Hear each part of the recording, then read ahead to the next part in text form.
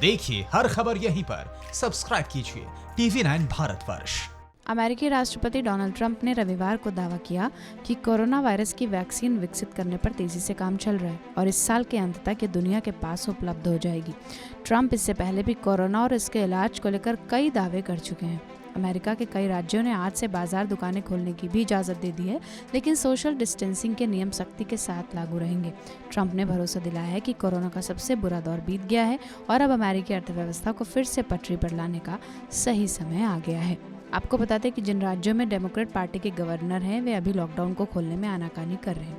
हालांकि टेक्सास जैसे राज्य सिनेमाघर, बार, रेस्टोरेंट खोलने की इजाज़त भी दे चुके हैं। अमेरिका के करीब 35 राज्यों ने बीते दिन लॉकडाउन खोलने का प्लान पेश किया था।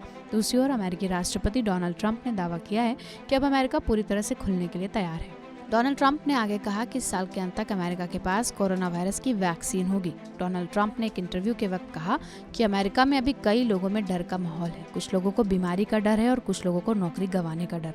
ऐसे में हम दोनों मुद्दों से एक साथ ही निपटेंगे। अमेरिका के राष्ट्रपति डोनाल्ड ट्रंप का कहना है कि उनका अनुमान है कि देश में कोविड-19 से मरने वालों की संख्या 1 लाख से कम ही रहेगी। व्हाइट हाउस में कोरोना वायरस कार्यबल की समन्वयक डॉक्टर डेबोरा बिर्क्स ने 29 मार्च को कोरोना वायरस संक्रमण से 1 लाख से करीब 2,40,000 अमेरिकी नागरिकों की मौत होने का अनुमान लगाया था। लेकिन साथ ही उन्होंने ये भी कहा था कि ऐसा तब होगा जब लोग सामाजिक दूरी के नियम का पालन करते रहेंगे। उसी वक्त उन्होंने बताया कि महामारी मॉडल ने शुरुआत में आकलन किया था कि अगर कड़ाई नहीं की गई, यानी कि सामाजिक दूरी, बार बार हाथ धोना और लॉकडाउन जैसे कदमों का पालन नहीं किया गया, तो कोविड-19 से देश में 15 से 22 लाख लोगों की मौत हो सकती है। लेकिन उसके तुरंत बाद से ही ट्रंप अनुमान लगाने लगे कि देश में अधिकतम 1 लाख लोगों की मौत इस संक्रमण से होगी। अगर भारत की बात करें तो भारत में वैक्सीन बनाने वाली आधा दर्जन से ज्यादा बड़ी कंपनीज है। इसके अलावा छोटी कंपनीज भी वैक्सीन बनाती हैं।